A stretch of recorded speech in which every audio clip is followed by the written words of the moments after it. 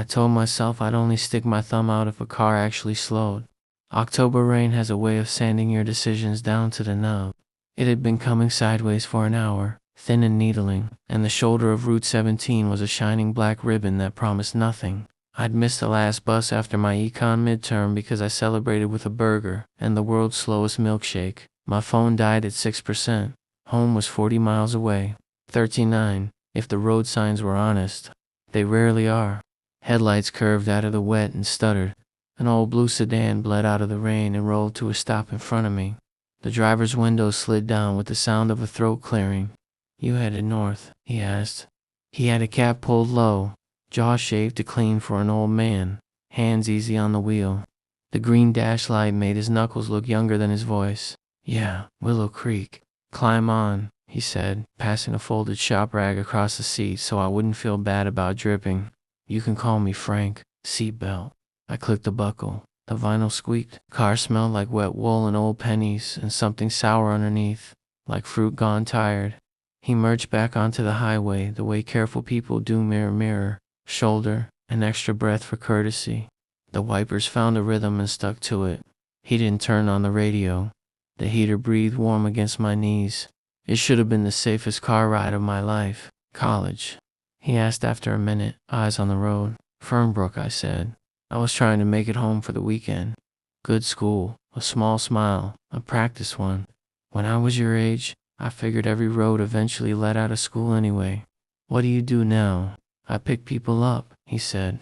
Then, after the kind of pause that waits for a laugh, "I used to fix clocks." "Huh?" I tried to see him reflected in the glass. My face floated there, pale and damp, framed by darkness. His didn't show much at all. "Clocks teach you how people lie to themselves," he said mildly. "They think time goes straight because they need it to." We passed a billboard whose furniture store had peeled off in gray scabs. The numbers on a gas station marquee flickered to zeros as we went by. A mile marker blinked Willow Creek 38.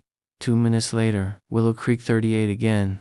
I felt it then, not the wrongness, exactly, but the dissonance, like the air had been tuned a little too flat. I turned to tell him something boring about my major, and that was when I realized he hadn't blinked. You don't usually keep a tally on strangers' eyelids, but once you notice a thing like that, the noticing becomes an anchor. His eyes were red-lined, bloodshot in the corners, veined like cracked glass. He didn't squint when the spray of a passing truck slapped across the windshield, didn't tear up under the oncoming glare. They just held. "You can wipe your face with the rag there," he said, and didn't blink while he said it. I dragged the cloth across my cheeks to do something with my hands. "Thanks."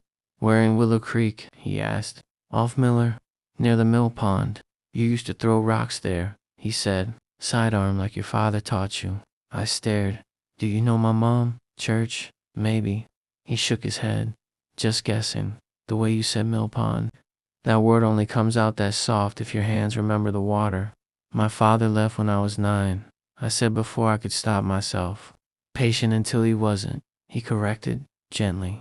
"Your mother still calls you Daniel when she's afraid." I swallowed. "You're a good guesser." He patted the air with one hand, a calming motion, eyes fixed ahead. "You're safe," he said. "I wouldn't pick you up if I meant harm. Serial killers say that. So do pastors," he said, and let it sit. We slipped under the belly of an overpass. The rain got louder for a beat and then memorized itself back into a hiss. I checked the dashboard clock. 9:11. 10 miles later, 9:11. I told myself he'd never fix this one.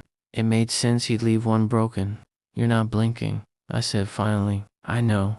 Doesn't that hurt?" "Clear-eyed," he said. "My mother told me keep your eyes on the road and you'll live forever." I believed her longer than most boys believe their mothers. How long is longer? Long enough to stay. We took the exit from Miller with a smoothness that made me forgive every other driver who had ever jolted me into the door. "Keep right," no re-entry blurred in the wet. The ramp curled down into trees that leaned in, black and glossy, and the road at the bottom was the color of oil. The mailboxes were the ones I'd grown up seeing from the back seat, tilted, dented, names I could still match to faces if you gave me a second. Relief pulled my shoulders down like a hand. "You can let me out at the stop sign," I said. "I can walk the rest." "You don't like people seeing where you live," he said, almost amused. "That will keep you safe for a while. Not forever.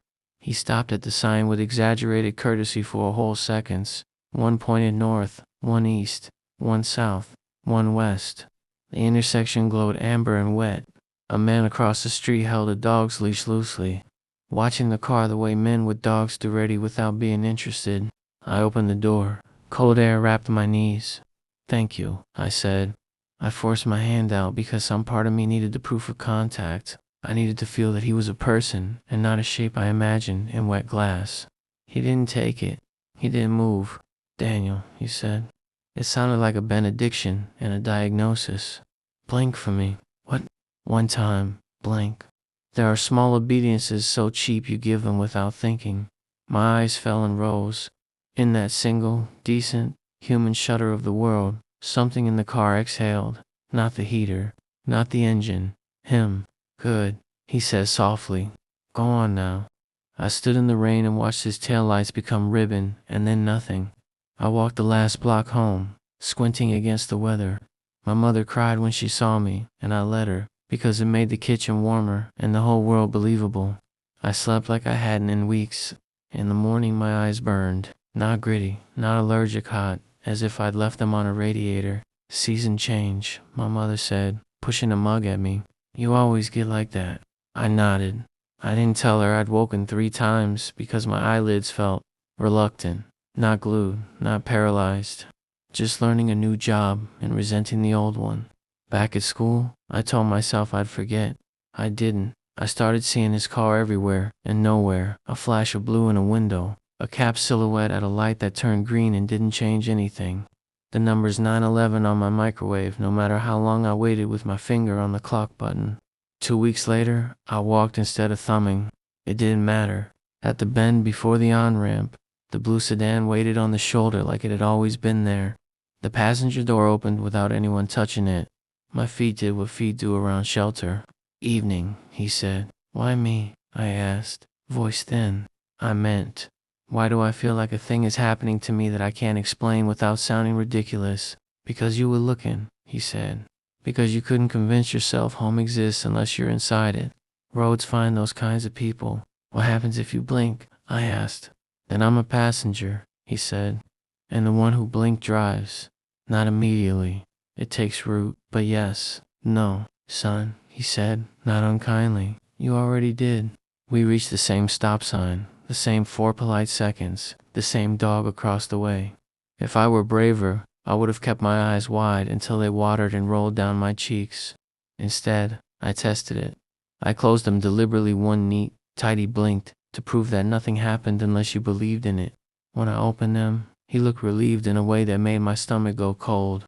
"What do you want?" I asked, and panic finally put the animal back in my throat. "Keep your eyes open," he said. "Drive. Pick people up. The road is hungry. It's kinder to carry a few. I won't." "You will," he said, as calmly as a weather report. "Because soon you won't know how to close them without losing the road under you. Because somebody has to get them home." He put the car in park, still facing forward. "Get out." I did. I watched the sedan become rain. In the house on the corner, a kid lifted a violin under their chin and didn't move the bow. The scene held for me like a picture somebody meant me to see. On Sunday night, I left my mother's house with nothing but my hands. I didn't stick my thumb out. I didn't need to. A figure stood on the shoulder ahead, soaked to the bone, doing that half-committed hitchhiker's lift. I slowed without deciding to.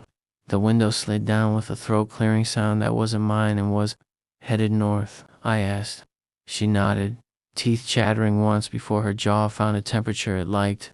"Willow Creek. I can get you within spitting distance," I said. It came out in his cadence. It fit in my mouth like a borrowed prayer.